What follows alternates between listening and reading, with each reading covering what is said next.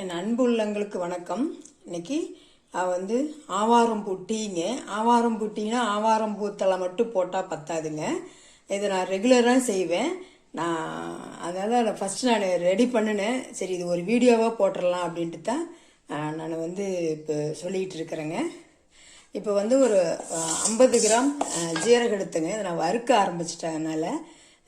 அப்புறம் ஒரு 50 கிராம் மிளகு, ஒரு 25 கிராம் திப்பிலி, இது ஒரு 100 கிராம் இருக்குங்க. ஆவாரம்பூ இது எனக்கு தோட்டத்தில் இருந்துச்சு, அதனால் பறித்து நான் வீட்டுக்குள்ளேயே வச்சு நிழல்லே காய வச்சு வச்சுருக்கிறேன். மிளகு ஒரு 50 கிராம் எடுத்துருக்கிறேங்க. கொத்தமல்லி ஒரு 150 கிராம் கொத்தமல்லி. அப்புறம் இது பார்த்திங்கன்னா சுக்கு பொடிங்க. சுக்கு பொடி உங்களுக்கு இதை நான் சுக்கா வாங்கலை, பொடியாகவே வாங்கிக்கிட்டேன். இப்போ இதெல்லாம் அரைச்சி இதை நான் இந்த இதோடு நான் கலந்துருவேங்க. இது 50 கிராம் சுக்கு பொடி, இது 50 கிராமுங்க. இப்போ இதை நம்மலாம் வறுத்துக்கிட்டு வந்துடலாங்க. அதாவது திப்பிலி லைட்டாக வறுக்கணும், மிளகு வறுக்கணும், அப்புறம் கொத்தமல்லி வறுக்கணும், ஜீரகம் போட்டிருக்கிறேன். இப்போ நம்ம ஒன்றுனா வறுத்துடலாங்க. ஃபஸ்ட்டு ஜீரகம் வறுத்துடலாங்க. இந்தளவு வறுத்தா போடுங்க, எடுத்துக்கலாம். அடுத்து கொத்தமல்லி வறுத்துக்கலாங்க.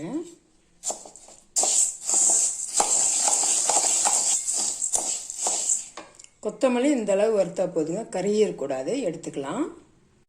அடுத்து மிளகு வறுத்துக்கலாங்க. மிளகு லைட்டாக வறுத்தா போதுங்க.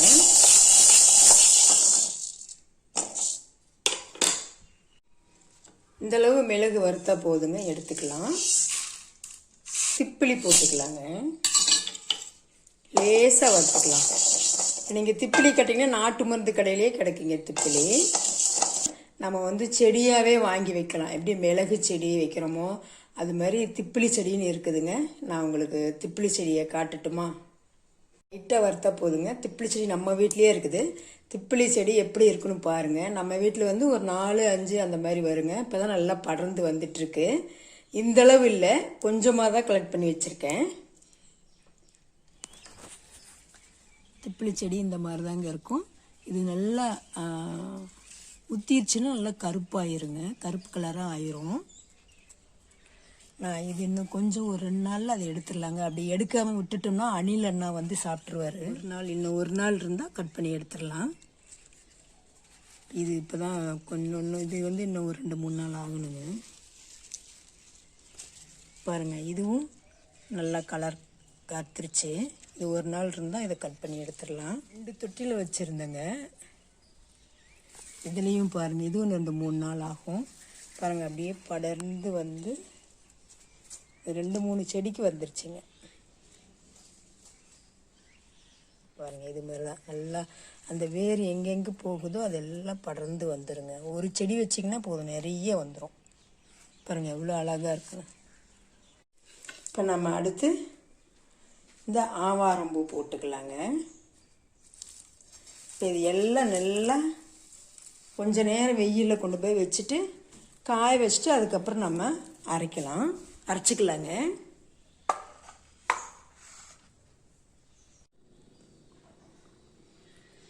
நல்லா காஞ்சிக்கிச்சுங்க. ஒரு 2 மணி நேரம் வெயில் வச்சுருந்தேன், நல்லா காஞ்சிச்சு. இப்போது நம்ம மிக்சியில் போட்டு எல்லாம் ஒன்றா போட்டு கொஞ்சம் கொஞ்சமாக போட்டு நல்லா ஓரளவுக்கு ஃபைன் பவுடராக அரைச்சிடலாங்க. ரொம்பவும் ஃபைன் பவுடர் தேவையில்லை, ஓரளவுக்கு ஃபைன் பவுடராக அரைச்சிக்கலாம். ஃபஸ்ட்டு பூவை போட்டு அரைச்சிடலாங்க. ஏன்னா பூ இது கூட போட்டு அரைக்கும்போது அரைபடாது. பூவை போட்டு அரைச்சிடலாங்க. இப்போ நம்ம இதெல்லாம் அரைச்சிட்டோங்க. இப்போ இது கூட சுக்கு பொடி போட்டுக்கலாங்க.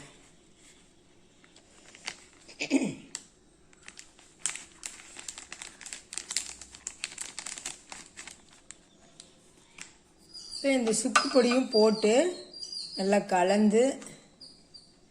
கலந்து விட்டு அப்புறம் நல்லா ஆறட்டுங்க. அதுக்கப்புறம் நம்ம ஏர் டைட்டான டப்பாவில் போட்டு வச்சுக்கலாங்க. உங்கள்கிட்ட சுக்கா இருந்துச்சு, இல்லை நீங்கள் பொடி எனக்கு பிடிக்கல சுக்கா போடுறோம் அப்படின்னா சுக்கை அதுவும் இந்த வெயில் காலத்தில் மட்டும் அரைச்சி வச்சுக்கோங்க. இதுவுமே பார்த்தீங்கன்னா கிட்டத்தட்ட ஒரு 3 மாதத்துக்கு வருங்க. வாங்கி வெயிலில் நல்லா போட்டுங்க. ஒரு 2 நாள், ஒரு நாள் ஃபுல்லாக போட்டிங்கன்னா போதும். அடிக்கிற வெயிலுக்கு காலையில் போட்டிங்கன்னா சாயந்தரம் எடுத்துருங்க. அது எடுத்து இடிக்கிற கல் இருக்குது இல்லைங்களா, அந்த இடிக்கல் வந்து நல்லா சுக்கர் நல்லா தட்டிடுங்க.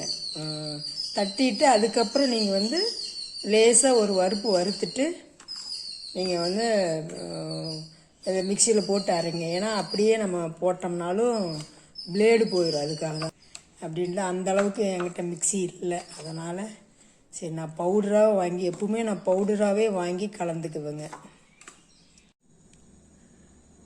இப்போ இந்த டீ பவுடரை வச்சு நம்ம இந்த ஆவாரம்பூ டீ பவுடரை வச்சு நம்ம வந்து ஒரு டீ போட்டுடலாங்க.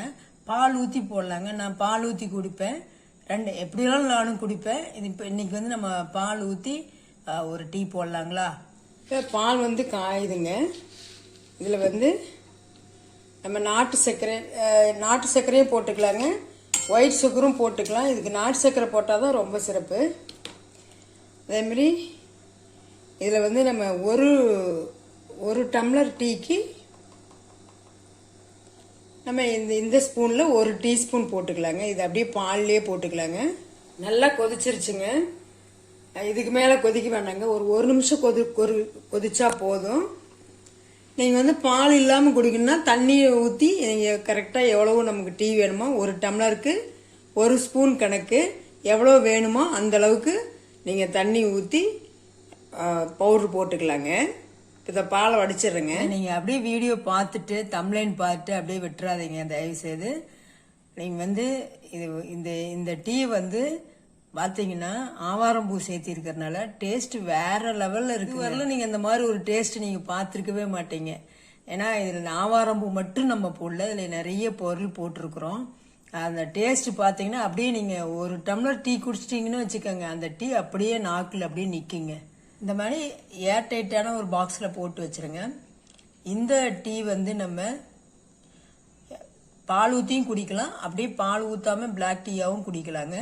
உங்களுக்கு எப்படி விருப்பமோ அப்படி நீங்கள் குடிச்சிக்க முடியும். இதில் வந்து நம்ம எல்லா பிபி பேஷண்ட்டு, சுகர் பேஷண்ட், எல்லா விதமான பேஷண்ட்டும் இது குடிக்கலாங்க. இதில் எல்லா பொருளும் நம்ம போட்டிருக்கிறோம். ரொம்ப இது வந்து உடம்புக்கு ரொம்ப நல்லது.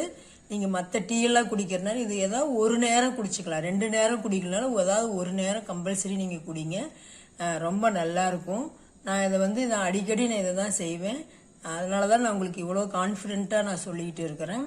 நீங்கள் நான் சொன்ன அளவுகளோட செஞ்சு பாருங்கள். எப்படி இருக்குதுன்னு கமெண்ட் பண்ணுங்கள். நல்லா இருந்துச்சுன்னா சப்ஸ்கிரைப் பண்ணுங்கள். தேங்க்யூ.